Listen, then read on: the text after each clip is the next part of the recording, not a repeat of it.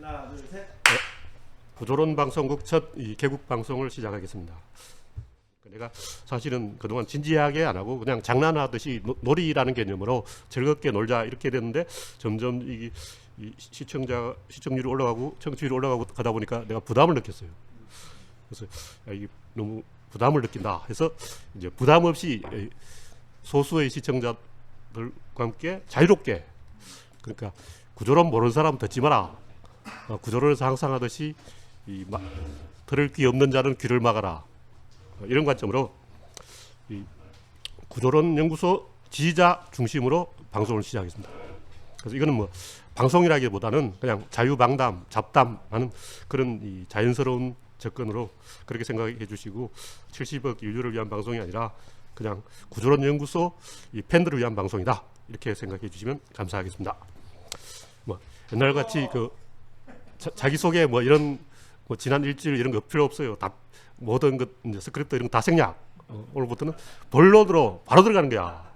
그리고 이 정치 이야기는 별로 할 생각이 없어요. 정치 이야기를 내가 억지로 한 것 같아.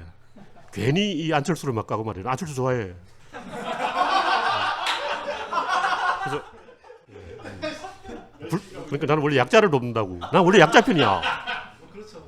그래서 하여튼 이 주변 자범이 내가 너무 많아. 좀 작게 웃어줘. 하여튼 그래야 될 것 같고, 이제 편집도 별로 하지 말고 그냥 적당히 떠들자 뭐 이런 관점이고, 일단 첫 번째 주제는 지금 방금 우연히 이제 생각난 거, 조계종은 왜 몰락하는가. 지하철에서 오다가 뉴스를 보니까 조계종 차원에서 그 현각 스님의 호통에 대해서 반성을 했다. 조계종이 기복신앙화된 것은 잘못이다. 이런 엉뚱한 잘못된 결론을 내리고 있는 거예요. 그걸 내한테 1회를 해줬으면 1억만 딱 줬으면 제가 조계종을 완벽하게 1년에 스님 1만 명씩 밀어드립니다. 이게 굉장히 쉬워요. 조계종 스님 연봉을 500으로 딱 올리면 돼요. 모든 스님은 기본 500 연봉.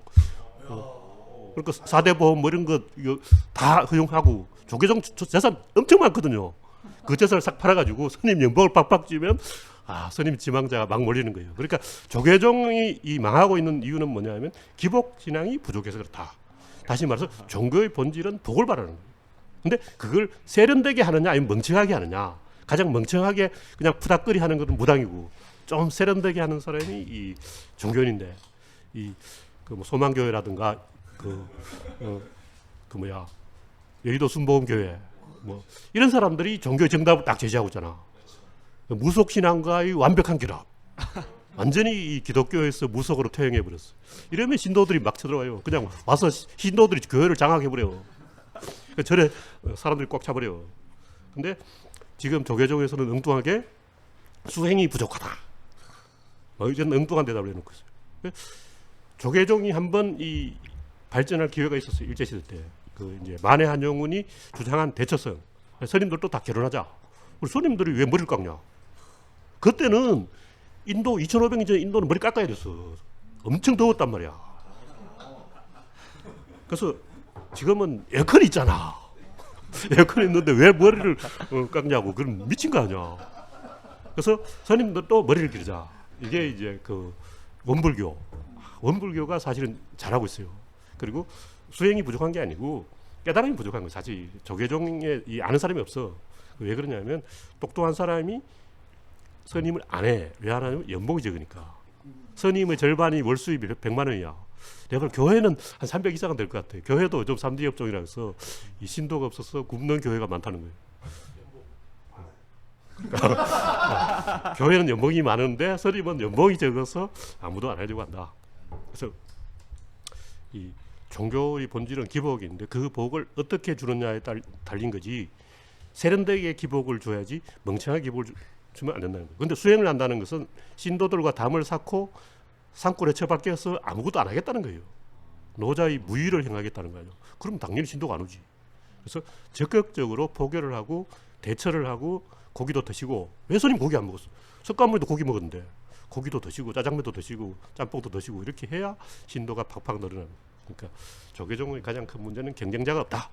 조계종의 경쟁자가 만들어져서 우리는 고기 먹고 한다. 막 이렇게 막 제대로 막 경쟁을 하면 조계종이 좀 발전하지 않을까. 이런 정도로 이 말을 하는 이유는 사실은 비꼬아서 하는 얘기예요. 종교는 문을 닫아야 된다. 21세기에 무슨 종교냐고. 그래 꼭 종교를 하고 싶다면 세련된 기복을 해라는 거죠. 그래서 구조론에 오면 다 복을 줍니다. 그냥 복을 막 줘. 그래서 구조론도 이 기복 신앙 쪽으로 한번 가볼까 하고 지금 연구하고 있어요. 그래서 복은 돈 안 드는 거기 때문에 그냥 막 주면 돼. 그냥 칭찬 막 해주는 거야. 당신은 시집 갈 수 있어. 당신 장가 갈 수 있어. 당신 주식 될 거야. 다 막 해주는 거야. 그렇지. 이게 기독교에서 하는 거 축복 이런 거 있잖아. 머리를 막 쓰다듬어 주는 거야. 선생님들도 원래 그런 거 하거든. 비슷한 게 있어요. 신체를 딱 선생님하고 접촉하면 복이 온다 이런 게 있어요. 인도의 그 라제니시가 잘 쓰는 거 봐. 내 옆자리에 앉으면 복이 온다. 라제니시 옆자리에 앉으려면 벤츠를 롤스로이스를 바쳐야 된다. 그래서 라제니시는 롤스로이스가 520대다. 이 라제니시도 복을 팔아서 그렇게 먹고 산 거죠. 모든 종교는 다 복을 팔았는데 세련되게 팔아야 된다는 거죠. 이 정도로 첫 번째 주제는 이제 조계종은 기복 신앙이 부족해서 망하고 있다. 이 정도로 이야기하고 두 번째 주제는 이제 정치 이야기도 조금 하자. 그래서 추미애가 되어야 되는 이유. 추미애를 개인적으로 별로 안 좋아하지만 한 10년 정도 지났기 때문에 탄핵 정도는 넘어갔다 이렇게 보고 이종걸 이 양반도 나쁜 사람 아니에요. 나쁜 사람 아닌데 징벌을 해야 돼. 그러니까 잘못한 사람은 한 번쯤 벌을 받아야 된다는 거죠. 근데 아무런 벌을 안 받겠고 그냥 두루뭉실 넘어가겠다는 것은 있을 수 없는 거예요. 그러니까 잘못을 저지른 사람은 꼭 벌을 받는 그런 풍토를 정착시켜야 된다. 그리고 교육감 출신 김상곤인가 이분은 그 외부 인물이에요. 당을 외부 인물에게 맡기는 굉장히 위험한 거예요. 미국도 트럼프라는 외부 인물이 정치에 뛰어들어서 신선한 돌풍을 일으켰지만 망치고 있죠.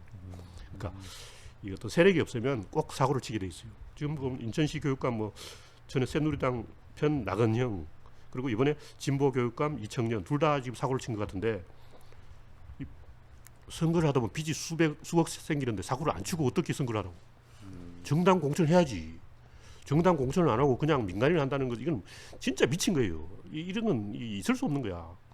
제가 모르긴 하지만 미국에서는 보안관도 정당 공천을 하는 것 같은데 경찰서장도 정당 공천을 하게 해야지. 그러니까 정당이 밀어야지 세력이 있어야지 사람이 합리적으로 행동하지 개인이 하면 스트레스를 감당 못해요. 100% 사고를 치게 돼 있다. 어떤 사람이 나쁜 짓을 하는 것은 나쁜 사람이라서 그런 게 아니라 대부분 그걸 오해해요. 나는 착한 사람이기 때문에 내가 하면 잘할 것이다. 이명박 같은 사람이 그렇게 생각하는 거예요. 박근혜도 대통령 당선되기 전에는 그렇게 생각했어요. 나는 착한 사람이니까 잘하겠지. 근데 실제로 딱 하다 보면 굉장히 스트레스를 받아서 점점점 에너지가 앵꼬돼서 배터리가 고갈돼서 결국 나쁜 길로 가는 거예요. 그러니까 귀찮아가지고 사람을 안 만나면 나빠지는 거죠. 그래서 이 시스템적으로 해결해야지 그냥 그 어떤 개인의 어떤 신념이라든가 이런 것에 기대는 것은 굉장히 위험한 생각이다. 그런 점에서 볼 때 김상곤이나 김종인, 안철수, 트럼프, 허경영 이 다섯 오형제는 내가 봤을 때 전부 문제가 있는 사람이다. 김상곤이나 김종인이나 안철수나 트럼프나 허경영은 뭐가 다르냐고. 다 외부 인물인데 내가 하면 더 잘할 거야. 이런 엉뚱한 생각이죠. 근데 이 자기 생각대로 하는 게 아니라 국민의 생각대로 하는 건데 국민들은 뭐든지 반대하는 본능을 갖고 있어요. 그것을 찬성으로 유도하는 것은 굉장히 어렵다는 거죠. 길이 두 갈래 있는데 하나는 옳은 길이고 하나는 그런 길이다. 그럼 어느 쪽으로 가야 되겠어요? 우리가 생각하기는 당연히 옳은 길로 가야 된다. 그러나 실제로는 그런 길로 가야 됩니다. 이게 이제 딜레마인 거예요. 왜냐하면 두 길을 사실 다 가봐야 돼. 한 사람은 옳은 길로 가보면 나는 이 길 가볼 테니 너는 저 길 가봐라 이렇게 해야 되는 거예요. 그것이 정당 정치라는 거죠. 새누리는 그런 길로 가보고 더민주는 옳은 길로 가보고 이렇게 가야죠. 그러니까 두 길을 다 가본 놈이 이긴다는 거예요. 그러니까 나는 항상 올바른 길로 가겠다 하는 사람이 범생인데 이 사람은 의사결정을 못해요. 왜냐? 의사결정을 한다는 것은 자기 판단을 뒤집는 거야. 인생에 한 번은 운명적으로 자기 판단을 180도로 뒤집어야 돼요. 노무현 대통령도 처음에는 세상에도 좀 삐딱하게 생각했어. 그래서 난 상고 나온 놈이 저 먹물들하고 안 친해 하고 삐딱선을 타고 난 돈이나 벌어야 되겠어. 이러다가 어느 순간 180도로 바꿨죠. 그래서 한 번 갈아타는 그런 돌아온 탕자처럼 자기 인생을 바꾸는 의사결정을 해야 돼요. 근데 그러니까 올바른 길을 가면 그걸 못하고 그냥 관성의 법칙에 따라서 계속 가던 길로 계속 가는데 그게 우병우라는 거예요. 계속 죽을 때까지 그 사람 우양우만 하는 사람이에요. 한 번도 좌회전 해본 적이 없어. 그래서 그 사람은 자기 집도 못 가. 그래서 이 추미애가 되어야 되는 이유는 추미애는 돌아온 당자이기 때문에 돌아온 당자는 믿을 수 있다. 네. 추미애가 아주 훌륭하다 이런 얘기는 아니고 이 정치라는 게 그렇다는 거죠. 정치의 속성이 그래요. 트럼프는 그냥 당자야. 아직 안 돌아왔어. 그냥 당자예요. 트럼프는. 안철수는 범생이야. 나쁜 길로 안 가봤다는 거죠. 못 믿는다는 거죠. 저런 사람 한번 깨져봐야지. 그래서 반기문도 저는 좀 못 믿는다고 보는 게 한번 깨진 적이 없어. 한 번도 인생에서 깨진 적이 없기 때문에 올바른 의사결정을 못하는 거예요. 목숨을 건 의사결정을 못한다는 거예요. 그래서 반기문도 이 독수리 오영재하고 비슷한 그런 사람이다. 그냥 착하기만 한 사람은 기름장어처럼 빠져나갈 줄 알아도 운명적인 의사결정을 못한다. 뭐 이 정도로 말씀드리고, 그래서 김상곤보다는 추미애가 돼야 된다. 다 마음에 안 들지만 차선을 선택한다면 그렇다. 이 정도로 정리하고, 그 다음 주제. 이 최근 보통 이제 어떤 문제가 있으면 지식인은 이게 다 신자유주의 때문이다 이렇게 말하거든요. 근데 제가 최근에 이제 글쓰기에 대해서 그 배태연님 글에다가 내가 리플을 달아서 글쓰기는 이렇게 한다. 글쓰기 테크닉이 있는데 그냥 자기 생각을 이야기하면 안 돼요. 반드시 객관성을 띄어야 된다. 객관적인 것처럼 보여야 돼. 그렇게 말하면 이게 다 뭐 때문이다 이게 있어야 돼. 그럼 글쓰기 할 때 제일 편한 방법은 이게 다 노무현 때문이다. 이러면 객관적인 글처럼 보입니다. 최근에 구조론 카페, 다음 카페 있잖아요. 거기 어떤 분이 그 계속 글을 올리는 분이 있어요. 자유 게시판에. 그분은 이 모든 것이 군산복합체 때문이다. 미국의. 항상 그래. 근데 그 글을 쓴 사람이 일본인이야. 일본이 뭐 다나카 뭐라고 하는 사람인데 계속 그 칼럼을 읽었는데 그분 글을 내가 쭉 봤거든요. 그러니까 그분의 모든 글은 이것은 군산복합체의 음모다. 그러니까 음모론 주장하는 사람도 있어요. 김어준도 좀 그런 방법을 쓴다고 보는데 이 모든 것은 뭐뭐 때문이다. 지식인들 좀 아는 척을 하면 이 모든 것은 신자유주의 때문이다. 이게 하면 다 먹힌단 말이죠. 그러니까 이 특히 문해자파들이 아무 생각 없이 엉터리 결론을 내리는 방법은 이 모든 것의 배후에 신자유주의가 있다. 이렇게 하면 굉장히 논리적인 것처럼 보인다는 거죠. 기성전 신자유주의. 근데 이런 것은 굉장히 이 머리를 안 쓰기로 작정한 사람들의 편의적인 행동이고 우리는 머리를 좀 써야 돼요. 그래서 뻔하게 오마이뉴스니까 즉 말 것들은 신자유주의 나오겠지 하면 또 나와. 그러니까 구글에서도 검색해 보면 뭐 진화에 대해서 검색해 보면 잘 나가다 마지막에 뭐 하나님 창조 기성전 창조론. 그래서 이 항상 어떤 배우가 있다. 메커니즘이 있고 메커니즘에는 소실점이 있는데 그것이 배우다. 이렇게 가는 글쓰기 방법이 있기 때문에 뭐든지 신자유주의 때문이다 이렇게 말하는 거예요. 상투적으로 그렇게 말하는 거예요. 그 사람은 진실을 보기를 원하지 않는 거야. 진실은 뭐냐? 불균형이라고. 세상은 균형이 딱 있어야 된다. 균형이 무너지는 순간 모든 사람이 본능적으로 위기를 느껴요. 그럼 그 균형이 옛날에는 그 범게르만주의와 범슬라브주의의 균형, 그 2차 대전을 촉발시킨 원인이죠. 그리고 이 냉전 시대에는 서방 진영과 동구 진영의 어떤 이념 대결, 이 균형이 딱 잡혔을 때는 지구가 정상적으로 돌아갔다는 거죠. 근데 이 지금은 냉전이 해체되면서 그 균형이 무너져서 미국 일극 체제가 된 거예요. 그래서 모든 위기의 본질은 그러니까 이게 다 미국 때문이다. 이게 맞는 말이에요. 다 미국 때문이야. 근데 또 다른 관점에서 보면 미국에 대항하는 세력이 유교권이라는 거죠.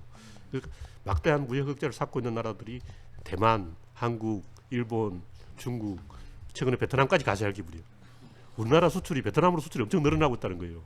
그래서 유교 문화권이 유독되는 것은 유교 문화권이 내가 볼 때 의사결정을 더 잘하기 때문에.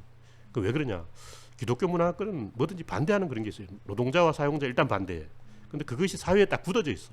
영국 같으면 귀족층과 하류층이 딱 완전히 등을 돌리고 있어요. 그래서 우리는 서로 다른 세력이다 이렇게 문화 자체가 다르단 말이죠.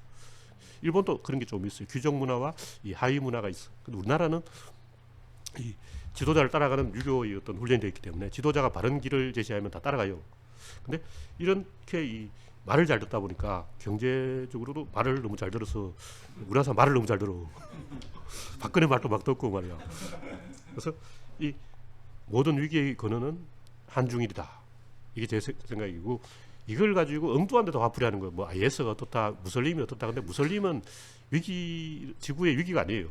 그래서 이 최근에 나타난 무슬림의 그 테러 뭐 이런 것들은 다 부시가 만든 거고 부시가 원흉이다 이렇게 보면 맞고 새로 들어오는 그 악의 축 한중일이라는 거죠. 그래서 우리가 좀 악의 축이 된 자부심을 가지고 야 이거 영광된 자리야 아무나 안 시켜줘. 악의 축 아무나 시켜주는 게 아니야. 그래서 저지른 사람이 해결해야 된다. 결자 해제의 법칙에 의해서 한중일이 이 사고를 쳤는데 한중일이 해결해야 된다는 거죠. 근데 일본하고 중국이 안 친하기 때문에 결국 우리가 그 딱 중간에서 포지션을 잡고 이 일본과 중국을 동시에 통제해야 되는데 중국이 더 세기 때문에 미국을 붙여서 조금 균형을 잡아줘야 된다. 근데 근본적으로는 우리가 해양 쪽에 붙어야 돼요. 근본적으로 우리가 친미나 친중 둘 중에 하나를 선택하라면 친미가 맞다는 거죠. 근데 지금 이미 친미를 하고 있어. 그래서 탈미를 내가 이야기하는 거예요. 다시 말해서 너무 친미하고 있기 때문에 탈미를 하자는 거지. 근본적으로 중국과 미국 중에 한 국가를 선택해야 된다면 미국을 선택하는 게 안전하다는 거죠. 왜냐하면 중국을 선택하면 경제가 중국에 종속돼서 대만 현상이 나고 대만은 중국에 말려서 망해버렸다고. 그래서 우리나라 경제가 중국에 종속되어 버리면 굉장히 위험하기 때문에 이 되도록 경제를 중국하고 안 겹쳐야 돼요. 중국이 하는 걸 안 해야 돼. 그렇기 때문에 이 중국과 미국 중에서 한 개를 선택하라면 미국이라는 거죠. 그러나 이미 너무 미국 쪽이 우려졌어. 그래서 딱 중간점으로 51대 49까지는 와야 된다는 거죠. 그래서 우리가 사드 문제 이런 것도 딱 이런 관점에서 봐야 돼요. 너무 중국으로 가도 안 되고 너무 미국으로 가도 안 되는데 최후의 선택을 해야 될 때는 그래도 미국이다.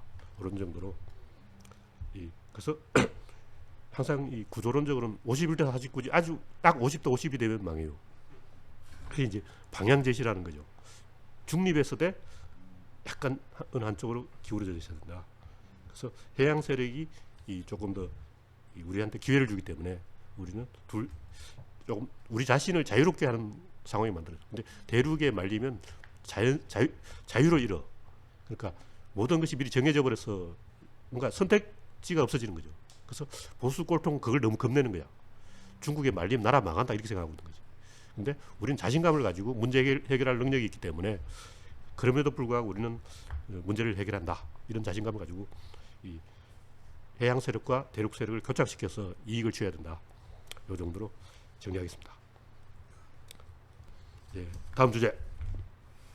이 인생의 문제를 해결하라. 그리고 그 상무공단의 아침님이 인생의 문제는 전생에 정해져 있어서 아버지부터 족보에 따라 정해져 있어서 해결이 안 된다 그러는데 그거는 다른 사람의 문제예요. 그 자기 문제가 아니야. 나 태어날 때부터 흑인이야. 나는 왜 얼굴이 까매? 이런 게 걱정할 필요 없어요. 그거는 하느님 잘못이야. 내 잘못이 아니라고. 그러니까 너무 무리하게 막 문제가 아닌 걸 문제라고 생각하면 안 되고 자기가 할 수 있는 게 자기 문제예요. 그래서 내가 얼굴이 이렇게 못생긴 거는 내 잘못이 아니지. 그게 왜 내 잘못이냐고. 그건 내 문제가 아니야. 그렇죠. 내가 할 수 있는 걸 하면 되는 거예요. 그래서 내가 할 수 있는 것과 할 수 없는 것 사이에 검을 딱 그어놔야 돼. 그러면 처음에 출발할 때는 자기가 할 수 있는 걸 작게 정해야 돼. 나를 작게 정하고 상대방을 크게 해놔야 돼. 그래야 마음이 편해. 그렇죠. 그래서 나는 내 몸뚱이 하나만 책임지면 되고 그 외에는 모두 타자고 적이다. 엄마도 타자고 아버지도 타자고 형도 타자고 내 가족 식구 우리나라 다 타자다. 이렇게 생각해야 돼. 처음부터 나는 우리나라 국민이야. 나는 애국자야. 이러면 망해요. 그러면 과도한 부담을 진다고. 초등학교 1학년 때 반장 이런 거 시키면 안 돼. 그건 한 고등학교쯤 가서 반장해야지. 초등학교 1학년 때 반장하면 그 너무 다른 애들한테 신경 쓰다가 자기 인생을 책임 못 진다고. 우리 집에도 딱 보니까 우리 큰형님이 너무 이 가족을 살려야 된다는 사명감을 가지고 있어. 우리 가문을 이렇게 해야 돼. 그러고 나는 형님 두 분이 알아서 알겠지 하고 나는 배째라 뭐. 그래서 나는 내 한 번만 책임지면 돼. 나라가 망하든 말든 지들이 망하는 거지. 대한민국 망한다. 그거 잘 됐어. 전두환 저 새끼 망해야 돼. 전두환 내 망할 줄 알았어. 그래 아웅산에서 한 방 터질 줄 알았다. 꽃이네. 그 아웅산 그 꽃이네. 이런 관점으로 속 편하게 살아야 된다는 거죠. 그래서 테러범을 잘했다 이런 얘기 아니고 속 편하게 살자. 그런 다음에서 자기를 계속 키워가는 거예요. 처음에는 자기의 의사결정 범위를 최소화하고 모든 것을 타자라고 생각하고 나는 내 하나만 책임지면 된다. 나중에 나도 필요 없다. 죽어버리면 된다. 수 틀리면 죽어버릴 거야. 딱 생각하면 속이 편한 거예요. 그렇죠. 그때부터 이 하나씩 문제를 해결했는데 이러한 과정이 없으면 어떻게 공황장애가 옵니다. 그러니까 연예인 40명이 공황장애를 앓고 있다는 거예요. 왜 그러냐면 연예인은 공부 안 한 놈들이야. 학교 다닐 때 이런 생각을 안 했어. 공부를 전혀 안 한 거야. 근데 끼를 살려서 연예인이 됐는데 연예인이 되는 순간 뇌가 무의식적으로 내가 지구를 책임져야 된다 이런 생각이 딱 들어요. 그렇죠. 그러니까 평범한 사람도 높은 위치에 가면 무의식적으로 그걸 느껴요. 뇌가 알아서 내가 그런 생각 안 해도 뇌가 그걸 느낀다는 거죠. 그래서 공황장애나 불안장애 이런 게 생기는데 최근에 어떤 분이 조직 스토킹이 뭐냐 하고 나한테 물어봤는데 검색을 해보니까 와 황당한 게 조직적으로 자기를 스토킹한다는 거예요. 알바를 하루에 10만원씩 주고 동원해서 예를 들면 어떤 사람 앞에 가면서 야 씨발전아 니 뭐야 이렇게 했는데 그게 사실 내한테 한 얘기야. 저 사람 알바하고 내가 지나갈 때 기다려서 타이밍 맞춰서 나한테 욕을 했어.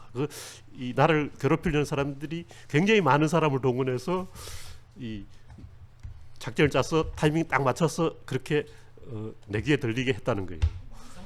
그렇죠. 근데 그 사람들 그 이제 나쁜 짓을 하는 사람들이 뭐 벽투시기 이런 것도 갖고 있고 뭐 전파 탐지기 이런 해킹은 기본이야. 근데 그 사람들의 그 나쁜 사람들의 과학 기술이 엄청나게 발전했어. 영화에 나오는 그 악의 악당처럼 굉장히 첨단 무기를 가지고 한 수백억을 들여서 나를 괴롭히고 있는 거야. 나는 일반인인데 나는 그냥 평범한 사람이야. 근데 엄청난 돈을 들여서 나를 괴롭히고 있다는 거죠. 그래서 10년 동안 자살을 생각하고 있다는데 그런 사람이 한두 명이 아니야. 수십 명. 나도 그런데 나도 그런데 나하고 정세가 똑같은 굉장히 많은 사람이 호응하고 박수치면서 나도 그래 그러고 막 우리가 단결해서 그 나쁜 사람을 타도해야 돼 그러고 있는 거야.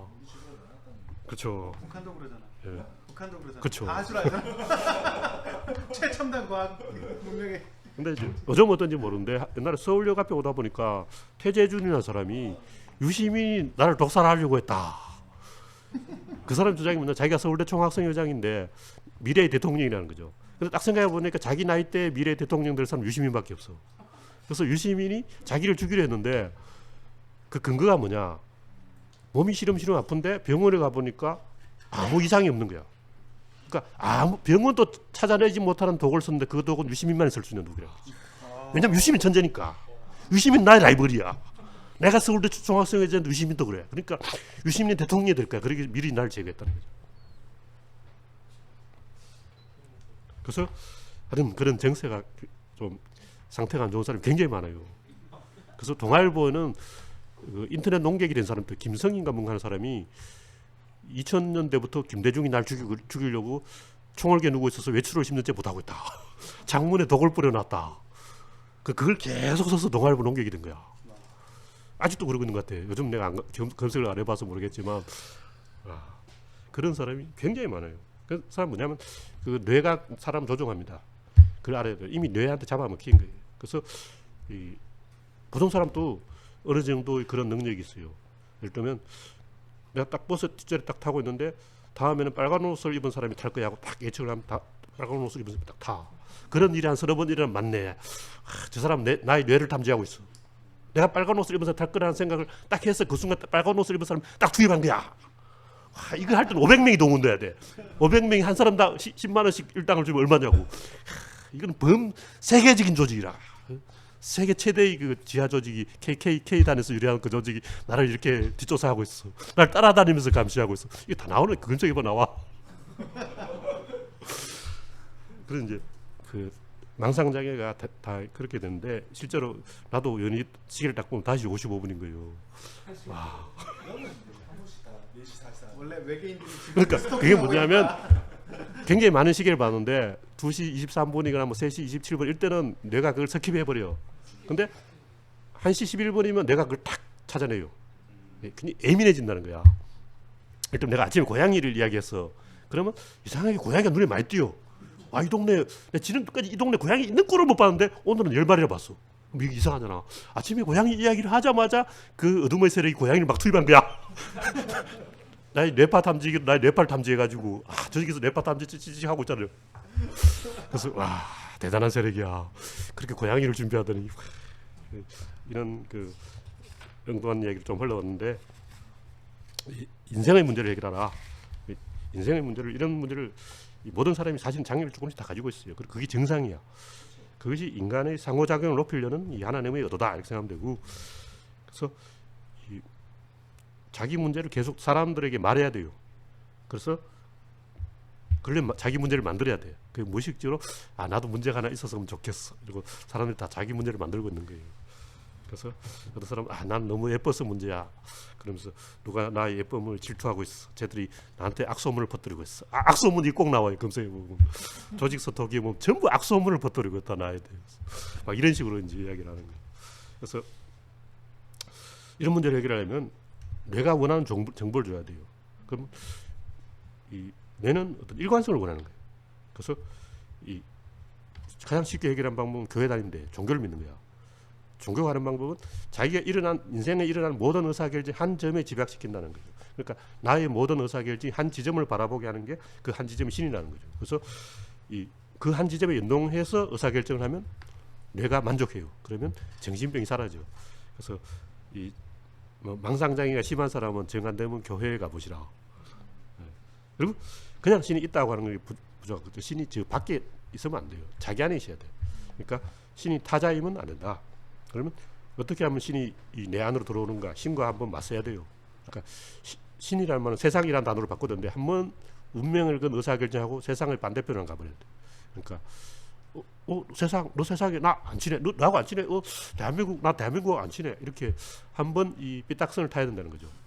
그래서 전 인류와 70억 너들은 나의 적이야, 나는 나야, 이렇게 70억 대 1로 한번 맞서버려야 그 신이 내 안으로 들어온다.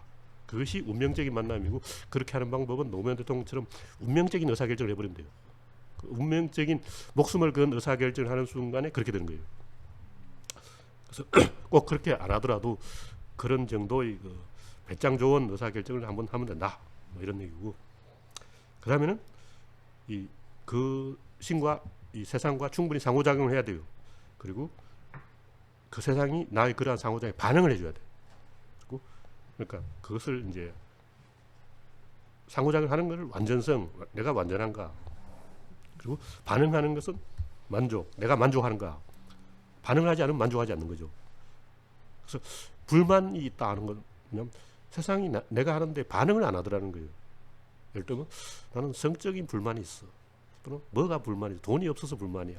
이런 뭐 잡다한 얘기를 하지만 사실은 반응이라는 하나로 환원시킬 수가 있어요. 반응을 쉽게 끌어낼 수 있는 것은 이 취미를 들이면 돼요. 나는 음악에 취미가 있어. 그럼 굉장히 쉽게 그때부터 세상이 나한테 반응을 해요. 갑자기 신곡이 막 들어와. 그렇죠. 그러니까 나는 패션에 관심이 있어. 하는 순간 명동에 나와보니까 다 신상을 입고 있네. 인간들 어떻게 이렇게 까졌지? 갑자기 막 인간들이 패션 달인이 된 거야. 눈에 보인다는 거죠. 그 이제는 눈에 안 보여요. 그러니까 취미가 없으면 그런 변화들이 내 눈에 포착되지 않는다. 예. 나 취미는 이제 안철수 때려지는 게 취미이기 때문에 안철수가 뻘짓하는 게 보여. 그래서 안철수가 말이 그렇지. 그러니까 안철수 스토커지. 그게 팬이야. 관심 있잖아. 안철수만큼 나한테 기원받는 사람이 어디 있어. 그래서 그렇게 어떤 특정한 것에 관심을 가지면 반응을 보여줘요. 나한테. 정 안 되면 개를 키우면서 개한테 관심을 가지면 걔가 나한테 반응해. 그게 만족이라는 거죠. 그러니까 만족이라는 건 뭐 돈을 번다, 뭐 미녀와 결혼을 한다, 출세를 한다, 성공을 한다, 이게 아니고 세상이 나와의 상호작용에 반응을 해준다. 그래서 나도 다른 사람과 어떤 상호작용에 반응을 해주면 된다. 그리고 마지막으로는 이겼는가. 이런 싸움에서 이겨야 돼요. 근데 못 이겨. 내가 딱 생각을 해봤는데 방랑 생활을 하면서 신과의 나와의 대결에서는 결국 내가 진다는 걸 알았어. 지게 돼 있어. 그러니까 이 운명을 건 의사결정을 해야 된다 이렇게 말로만 생각하지 실제로는 비겁해져서 도망가게 돼 있어요. 인간은. 그런데 그러한 패배가 공자 선생도 처음에는 나는 세상을 바꿀 거야 하고 막 흥분했어. 내 생각해보다 대단하다 그러고 자아도취에 빠졌어. 나는 위나라 왕을 만날 거야. 히히히 하고 위나라 왕, 너 왕이냐? 나 공자. 나 대단하지. 그리고 위나라 왕이 그래 너 대단해 그러는 거예요. 그래서 공자가 완전히 뻑이 갔어. 나는 이 왕을 이겼어. 이 왕이 나한테 굴복했어. 근데 이제 신나서 나는 이제 재상이 될 거야. 재상 자격증까지 다 받았어요. 근데 위나라 귀족이 공자 저 새끼 뭐야 죽여. 자격이 들어오는 거예요. 그래서 공자가 깨갱했는데 진 거죠. 공자도 졌다는 거죠. 그러니까 공자도 사실은 뒤로 도망친 거예요. 그래서 끝까지 유양을 설득해서 재상이 되어야 되는데 공자는 유양이 미안하네. 자네한테 벼슬을 주려고 했는데 귀족들이 다 반대하네. 귀족들이 자네를 죽이려고 자객을 모집하고 있다는데 어쩔 테인가. 그래서 공자가 아뜨그라 하고 도망갔는데 공자도 졌어요. 공자도 졌는데 내가 이기면 안 되지. 그러나 그렇게 패배할수록 이 세력이 만들어지고 다음 세대로 이어간다는 흐름을, 그래서 꼭 싸워서 내가 이겨야 된다 이렇게 생각하면 안 되고, 노무현 대통령도 그래요. 뭐 내가 노무현 대통령 입장에서 어떻게 보면 졌다고 말할 수 있는데 어떻게 보면 이겼다고 말할 수 있고, 노무현 대통령이 졌다고 해도 다음 세대로 이어가는 것이 이기는 것이라는 거죠. 그래서 인간들도 결국 마지막에는 자식을 낳아서 자식한테 자기 일을 이어가게 하는 거예요. 그래서 이렇게 흐름을 계속 이어가는 것이 진정한 승리의 길이다. 이러한 판단으로 계속 흐름을 이어갈 쪽으로 가는 쪽으로 의사결정을 해야 된다. 결론은 이제 이러한 5가지 문제를 인간이 가지고 있고, 그것은 문제가 있다는 것은 조개가 진주를 품듯이 굉장히 즐거운 거예요. 나한테 문제가 있다는 건 굉장히 즐거워. 근데 자기를 보통 막다른 골목으로 몰아넣어요. 자살하지 않으면 안 되는 막다른 골목으로 몰아넣는 게 공황장애예요. 이렇게 연예인들은 계속 인기가 올라가다가 갑자기 인기가 팍 떨어지면 어떻게 하냐. 그럼 인기가 떨어졌다는 사실을 받아들이면 돼. 그 쉬면 돼. 근데 이게 다 누구 때문이야. 이게 다 방송국 사장, MBC 사장 아무개가 나한테 난 잘랐어 최양락 뭐 이런 식으로, 아 이게 다 이 박근혜 때문이야. 아 이게 다 나의 라이벌 주병진이 방송국 사장하고 어제 술 먹었다 하더니 그래서 그랬군. 아, 내가 한창 잘 나가고 있는데 저 새끼가 날 엿먹이려고 어제 둘이서 룸살롱에 간 거 내가 알아. 아 자식이 방송 사장하고 룸살롱에 가서 PD하고 술 먹더니 나를 자르네. 이렇게 생각하는 순간 공황장애 오는 거예요. 그래서 연예인들이 40여 명이 공황장애 걸렸다는 것은 대부분 그렇게 생각하고 있어요. 아, 자기는 굉장히 잘 나가고 있다고. 그런데 나의 경쟁자 라이벌이 PD하고 술 먹었기 때문에 이런 저놈 새끼들 때문에 내가 지금 이렇게 괴롭고 있다. 이렇게 이제 남 탓을 하는 게 공황장애다. 그렇죠. 그러니까 그런 이유가 아까 얘기했듯이 이 세상 모든 사람이 타자라고 생각을 안 해서 그런 거예요. 공황장애에 빠진 사람은 당연히 이 세상 모든 사람이 내 편이라고 생각해요. 근데 배신당했다. 저 새끼가 나를 배신했어. 이렇게 생각합니다. 근데 아까 얘기했듯이만 이 세상 나 한 사람 빼놓고 모두가 나의 적이고 그 사람들은 원래 내 편이 아니고 배신하는 건 너무나 당연한 거예요. 내가 무리하게 난입해서 떨려고 한 거예요. 그래서 내가 너무 튄 거지. 저 사람들이 배신한 게 아니다. 원래 저 사람들이 내가 튀니까 저 새끼 좀 하네 하고 무대에서 슬쩍 비켜준 거지. 나한테 주인공 자리를 준 건 아니에요. 그러니까 내가 좀 뜬 건 그냥 저 사람들이 비켜준 거지, 양보해 준 거지. 내가 오바해서 아 내가 주인공이구나 하고 착각한 거예요. 그래서 이런 그 신과의 1:1 운명적인 의사결정 이런 관점을 갖고 보면 이것은 조개가 진주를 키우듯이 내 안에 상처를 계속 키워가는 거예요. 그래서 모든 위대한 사람들은 어떤 트라우마가 있고 열등감이 있어요. 나도 좀 있고. 그런데 그거 없는 사람 없어요. 근데 그 있는 게 정상이에요. 근데 그걸 가지고 세상에 맞서는 무기로 쓰는 거예요. 그래서 진짜 세상이 족같을 때는 세상 다 나의 적이야. 하나님도 나의 적이야. 하나님 너 이리 와. 나한테 500방 맞아. 뭐 이런 마음으로 부처님을 만나면 부처님 존나 패버리고 조사를 만나면 조사를 존나 패버리면 돼요. 근데 날 패면 안 돼. 도발이야. 나한테 패지 마.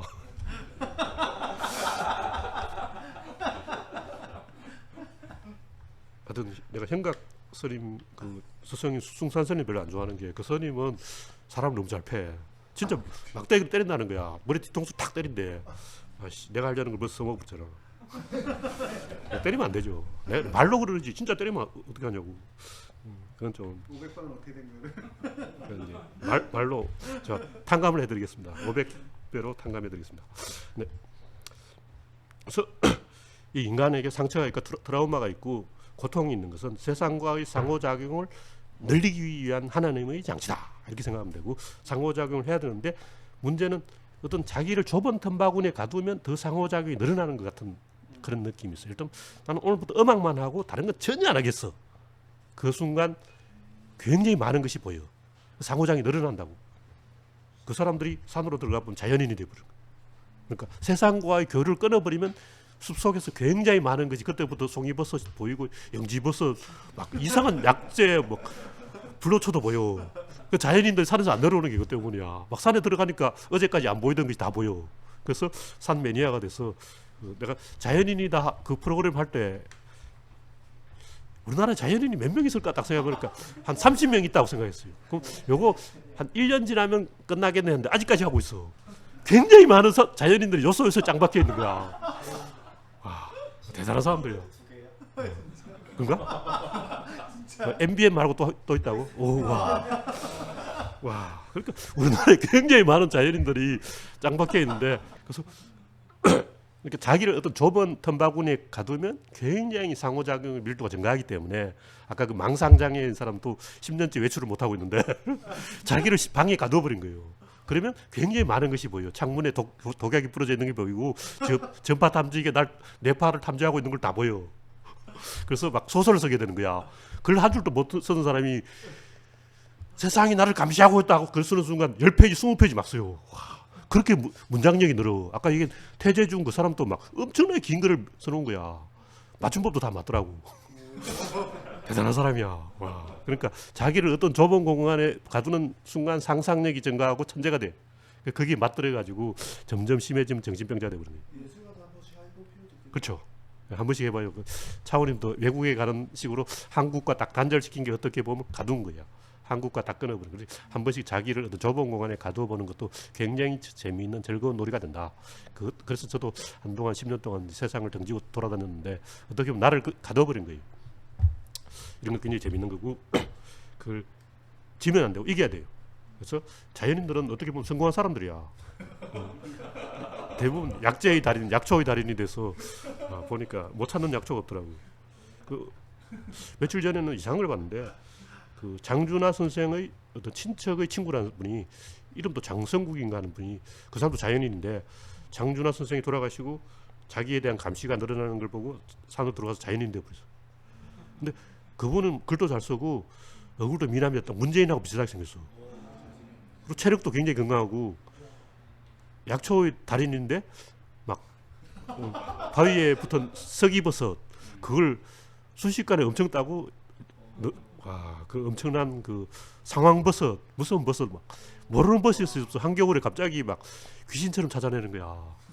그래서 내가 추리를 한 게 제 양반은 어떤 경로로 자연인이라는 프로그램이 있다는 걸 알았다.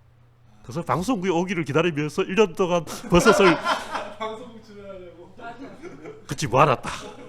평소에는 그거 다 따서 시장에 팔았을 건데 방송국 오니까 갑자기 그걸 따는 거예요. 와, 엄청나. 왜냐면 그분이 친구가 그분하고 연락을 해주는 거예요. 생필품도 갖다 주고. 그래서 그랬을 가능성이 있다. 요즘 자연인들 타락했어. 그 정도는 봐줘야 돼. 그 정도의 이거 타락은 봐줘야 된다. 그 정도로 이야기하고, 그러니까 인생에 어떤 자기한테 문제가 있는 것은 그 문제를 키우라는 이 하나님의 미션이다, 이렇게 사명이다 이렇게 생각하고 즐겁게 받아들이면 되는 거예요. 그리고 지지 말고 이겨야 된다. 그리고 자기를 좁은 공간에 가두면 굉장히 재밌는데 거기에 빠지면 안 된다. 거기서 헤어나와야 된다. 이렇게 말씀드리겠습니다. 그리고 다음 주제, 여성은 왜 아름다운가?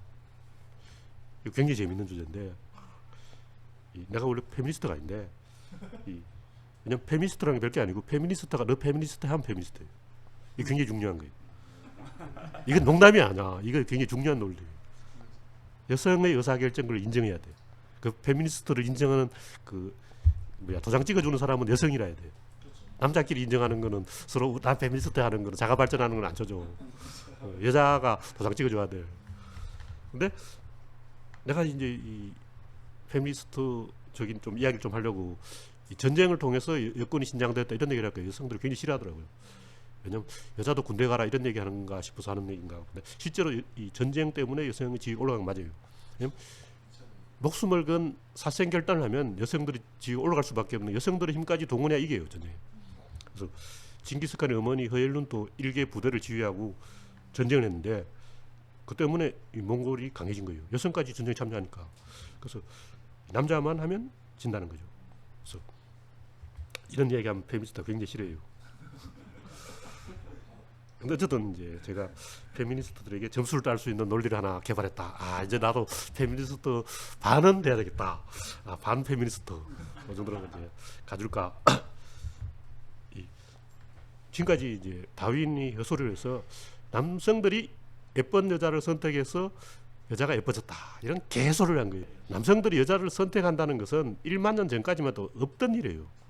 미쳤어. 그 모계 사회는 오빠들이 항상 칼 가지고 딱 기다리고 있는데 자기 여동생 건드리면 죽여버려요.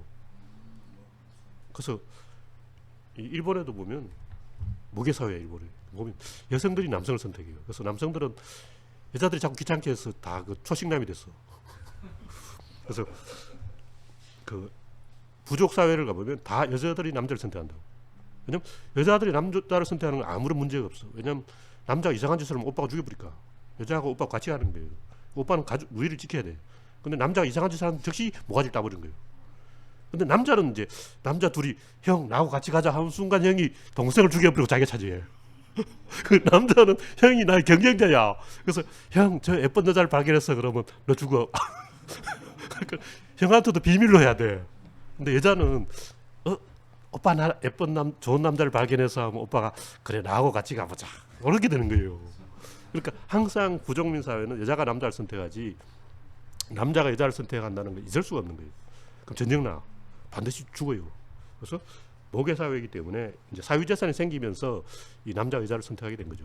그래서 이 남자 여자를 선택한다는 사유재산 제도가 생긴 이후 역사가 1만 년도 안 되는 굉장히 최근의 일이고 굉장히 많은 부족민들은 사실 결혼도 안 해요. 선택 자체를 안 해. 그럼 어떻게 하냐? 이 축제 방법이 있는데 일단 1년에 한두 번 정도 이 보름달이 뜨는 날 강가에 모여서 바위에다 안곽칼을 새기고 섹스 파티를 하는데 깜깜한 밤이기 때문에 여자가 예쁜지 안 예쁜지 몰라요. 그리고 술을 떡이다도 먹어. 그럼 다 예뻐 보여. 그리고 우리 부족이 아니야. 얼굴 본 적이 없어서 누군지 알 수가 없어. 그리고 한 명하고 안 해요. 다 해. 그렇지. 그 여자도 임신 확률을 높이기 위해서 모든 남자하고 다 해야 임신이 될 가능성이 한 남자하고 해서 임신된다는 보장이 없잖아. 1년에 기회가 한두 번밖에 없는데. 그 매일 하는 기회가 아니라고. 이번 파티 때 애를 낳아야 된다니까. 큰일 났어. 그 모계 사회는 애를 많이 낳아야 족장이 되거든요. 아들 10명 낳으면 당연히 유족장이 되는 거예요. 아들 10명이 다 자기 부하니까. 근데 그럼 아들 10명을 낳으려면 열심히 남자고 해야 돼. 근데 이 뭐 얼굴 보고 선택하고 이런 게 있을 수가 없죠. 왜냐하면 섹스 끝 바로 빠이빠이야. 그리고 보통은 어떻게 하냐면 남자를 납치해요. 그래서 가서 젊은이 몇 명 보내서 남자를 보내. 그래서 저 어리버리한 남자 이웃 부족 납치해와. 그러면 한 석 달간 그 모든 여자들이 그 말 여자들이 그 남자 관계하는 거예요. 그래서 삼국 유사에 보면 신라 호랑들이 여진족한테 납치당해서 굉장히 즐거운 생활을 하다가 돌아왔어요. 그게 그 삼국 유사에는 제대로 안 써놨는데 다 눈치를 채야 돼. 아, 그 정도면 눈치 딱 까야지. 즐거운 일이 있었구나. 아, 여진족들이 원래 결혼을 안 하기 때문에 신라 남자를 좋아했어요. 아, 화랑, 아, 최고지. 화랑 모자 딱 쓰다, 제 화랑이 잡아와. 이런 거예요. 마르코 폴로의 동방견물록에 보면 이제 어떤 그 몽골을 지나가는데 몽골 사람들이 손님을 그 자기 마누라를 붙여준다는 거예요. 다 거짓말이야. 속으면 안 돼요. 몽골 사람들은 지나간 나그네를 딱 보고 아, 저 양반이 좀 괜찮다 싶으면 관찰하고 부족회를 딱 열어서 주로 오빠가 자기 여동생을 붙여주는 거예요. 근데 남편이라고 착각하는 거지. 왜냐면 아빠나 오빠는 원래 같은 말이에요. 아빠가 오빠고 오빠가 아빠야. 부족민 문화에서 이 사람 내 남편이냐 그러면 그래요. 왜냐면 아빠가 오빠니까.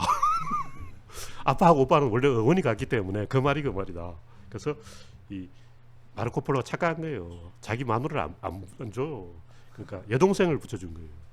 근데 이제 여자가 딱 보고 남자가 못생겼고 형편없으면 아웃이야. 마르코 폴로는 좀 잘생겼잖아. 아, 그래서 선택된 거라고. 그리고 마르코 폴로는 이제 상인 두목이니까 저 양반 좀 괜찮네. 그래서 몽고인들이 선택한 거지. 그 착각하면 안 돼요. 그래서 부족 축제 또 모의 전쟁을 통해서 섹스를 하는데 모의 전쟁이라는 것은 전쟁은 전쟁인데 전쟁이 아니에요. 그러니까 1년에 한두 번 서로 이웃 부족을 초대하는데 잔치를 열어놓고 마음껏 먹으라 그래요. 근데 먹다가 갑자기 이걸 밥이라고 해놨냐 하고 시비를 그래요. 그러면서 파인애플을 집어 던지는 거야. 그러면 작년에 니들은 개떡 같은 걸 줘놓고 원래 우리 밥을 터집자고 이런 호로놈들이 있나 시비를 그러는데 그러면 이제 가슴치기로 결판을 내자. 한 명씩 용사가 딱 나오는데 상대방의 명치를 한 방에 지어봐요. 그 이제 첫 주먹에 뻗어버린 다음 타자 나와야 돼. 근데 첫 주먹을 견디면 다음에 이제 상대방이 때리는 거야. 근데 보통 그렇게 하면 죽어요. 근데 서로 죽으려고 안달이 나 있어. 부족민들은 죽는 거 그걸 안 내요. 그래서 내가 죽겠다고 서로 막 자우선 제가 죽겠어요. 그러고 내가 일바트로 나가겠어 하고 막 상대방 명치를 주먹으로 갈기는 거야. 그러다 보면 명치를 갈겼는데 급소를 갈겼어. 왜 꼬추를 때렸어 하고 이제 몽둥이로 옆에 놈을 팍 치는 놈이 나타나요. 근데 이게 사실 다 연극이거든요. 근데 꼭 작년에 했던 거하고 똑같은 레파토리를 하는 거야. 근데 처음에는 이제 백인들이 그걸 몰랐어. 이 새끼도 진짜 무식한 야만이구나. 왜 밥을 잘 차려줬는데 시비를 걸고 싸움을 하냐. 평화롭게 밥을 먹으면 되지. 근데 그게 원래 그렇게 하는 거예요. 근데 인구를 줄여야 되기 때문에 부족민은 인구가 늘어나면 다 굶어 죽어. 그래서 모의 전쟁을 통해서 인구를 줄이는데 40살 이상 넘은 사람이 없어요. 다 죽었어. 그리고 40살 정도면 머리에 대각박에 상처가 한 수십 개 있는데 야, 내 머리 봐 하고 딱 보여줘요. 백인이 딱 보면 내 머리 상처가 40개야. 나는 역전의 용사 때까지 살아남았어. 그러니까 상처가 수십 개 있으면 최고의 영광된 그렇게 서로 맞으려고 대가리 막 뒤름이에요. 그렇죠. 죽는 걸 금을 안 내고 그런 이제 모의 전쟁을 하다가 이제 그다음 섹스로 연결돼요. 어느 정도 사람이 죽었다 싶으면 끝내요. 그 외엔 또 이제 집단 습격 그리고 뭐 여러 가지 풍습이 있어요. 근데 그 대부분 부족민들은 결혼을 안 하고 결혼이 뭔지 모르고 아기가 왜 생긴지 몰라. 그래서 요즘은 알죠. 요즘까지 그런 건 아니고 옛날에 그랬다. 1만 년 전에는 인류가 이 아기가 왜 생긴지 몰랐기 때문에 남자가 여자를 선택한다는 게 있을 수 없고 여자가 남자를 선택하는 분은 굉장히 많아요. 왜냐하면 오빠가 있으니까 오빠를 믿고 선택하면 돼요. 근데 남자는 형을 믿을 수 없어. 형이 라이벌이야. 그래서 인류가 사유재산을 가지면서 굉장히 진보한 거죠. 그래서 인류가 진보해서 지금은 그런 짓을 안 한다. 그게 미개하다고 생각하면 안 되고 원래 그렇다. 근데 그런 이제 상호작용 과정에서 여자가 예뻐졌다. 그렇게 남자가 여자를 선택한 게 아니라 여자는 특히 아기하고 상호작용을 해야 돼. 그 말은 아기와 얼굴이 닮아야 되는 거야. 목소리도 닮고. 그래서 여자가 아기 목소리를 내는 것은 아기와 상호작용을 하기 위해서 그렇다. 그리고 여자가 예쁜 것은 예쁜 여자가 예쁜 여자를 보니까 예뻐지는 거야. 그러니까 남자들은 못생긴 이유는 못생긴 남자가 못생긴 남자하고 계속 얼굴을 보니까 못생기지. 그래서 계속 예쁜 여자를 보면 남자도 예뻐진다. 그래서 이 왕들은 세월이 갈수록 점점 예뻐져요. 명나라 역대 초상화를 딱 보니까 점점 예뻐졌어 얼굴이. 명나라 주원장 굉장히 못생겼는데 그 후손들은 굉장히 예뻐졌어. 농담이고 예쁜 여자하고 계속 결혼해서 그런 거죠. 근데 이 여자가 예뻐진 것은 모계 사회에서 같은 여자끼리 상호작용을 할 때 같은 여자들끼리도 예쁜 여자를 좋아하는 거예요. 다시 말해서 여자가 예쁜 여자를 좋아하기 때문에 예뻐진 거예요. 그 남자들은 왜 이렇게 되냐면 남자가 이렇게 생긴 남자를 좋아해. 그러니까 남자는 마초맨을 좋아하고 여자는 예쁜 여자를 좋아하는 거예요. 남자가 이 얼굴이 예쁘장하면 자기 이 추종하지 않아요. 그러니까 굉장히 이제 건장하고 잘생기고 이 남자다운 마초 같은 남자를 보면 마음속으로 부하가 되고 싶은 그런 마음이 있어. 우리는 이제 이 현대인들은 다 지가 잘났기 때문에 안 그런데 부족민 사회에서는 자연히 지도자가 생겨요. 근데 장동건 같은 사람이 이제 족장이 되는 거예요. 근데 조금 마초 같아야 돼. 그냥 그 최진실 동생 최진영 이렇게 생긴 사람은 족장이 안 됩니다. 그렇죠? 마동석과 장동건을 딱 섞어 놓으면 족장이 되는 거예요. 저도 족성 될수 있잖아요. 못생겨서 안 돼. 그래서 강력하게 한 말을. 모계 사회에서는 족장도 잘생겼어 진짜로. 저 아프리카 부족민 가보면 저 좀 잘생겼더라고. 저번에 그 뭐야 아마존의 눈물 보면 거기도 족장들은 좀 잘생겼어.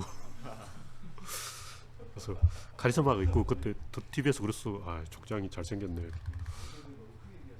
그래서 여성이 아름다워진 이유는 여성이 같은 여성끼리 상호작용을 했기 때문인데 실제로 여자들은 굉장히 자기들끼리 상호작용을 많이 해요.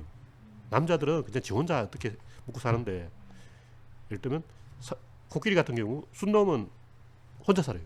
발전기에만 물이 썩 들어가. 소도 그런데 이 아프리카 들소도 아프리카 물소도 순놈은 혼자 살아요. 근데 암놈은 항상 같이 살아. 그래서 암놈은 상호작용할 생각이 있기 때문에 점점 얼굴이 예뻐진 거고 순놈은 혼자 살아야 되기 때문에 상호작용을 안 하기 때문에 못생겨진 거예요. 그래서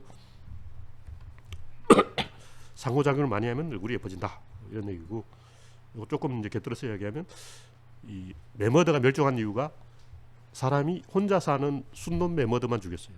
왜냐하면 암놈을 건드리다가는 옆에 다른 놈 튀어나와. 이놈을 공격하는데 저놈이 튀어나와서 날 죽여버린 거예요. 굉장히 위험한 거예요. 그 세력이 있기 때문에 숲속에 코끼리도 여러 마리 매머드들이 숨어있다가 우르르 뛰쳐나와서 사람을 밟아버리는 거예요. 특히 젊은 수컷 코끼리가 굉장히 위험해요. 그러니까 무리를 이렇게 가는데 일단 코끼리 모계사가 한 10마리가 있다고 칩시다. 그 중에 젊은 수컷 한두 마리가 있는데 나이도 어린 놈. 그 놈은 제일 먼저 뭐라는 사자를 죽여요. 사자란 사자는 보는 대로 밟아 죽여버려요. 근데 젊은 수컷 이 코끼리가 굉장히 흉폭하고 사납기 때문에 암컷 매머드를 건드렸다가는 젊은 수컷한테 밟혀 죽는 거예요. 근데 이제 늙은 수컷은 혼자 다닌다는 거예요. 그러니까 코끼리를 사냥할 때는 늙은 수컷을 사냥해야 된다. 걔는 혼자 다니니까. 그래서 늙은 수컷을 다 죽여버렸더니 코끼리들이 교미를 못하는 거예요. 이거는 지금 현재 코끼리들을 관찰을 통해서 매머드도 그렇게 되지 않을까. 실제 지금 코끼리도 그렇다는 거죠. 그 코끼리 늙은 코끼리를 상아가 키니까 사람들이 사냥해버리는 거예요. 그 젊은 수컷은 사고를 쳐요. 발전기가 되면 새끼를 죽이고 막 암컷을 대들고 막 성교육을 안 받아가지고 어떻게 해야 될지 모르는 거예요. 근데 늙은 수컷이 교통정리를 당해주면 너 이리 와 알려줄게. 코끼리도 늙은 수컷은 이제 존경하기 때문에 덩치도 크잖아요. 그럼 젊은 수컷이 아 형님 오셨습니까? 어떻게 해야 되죠? 아, 형님한테 배워야지. 이렇게 딱 이 늙은 수컷이 딱 교통정리를 해주는데 늙은 수컷이 없어지니까 교미를 못해서 매머드가 멸종했다. 그래서 이런 걸 보면 여성들이 굉장히 내부에서 상호작용을 잘한다. 그래서 여성들이 이 아름다워진 이유나 말을 또 잘해요. 여자들 남자들 말을 더 수다 잘 뜨는데 그 이유가 여성들은 상호작용을 통해서 생존 능력을 키워왔다. 그리고 인류는 원래 모계 사회였다. 이 정도로 정리하겠습니다.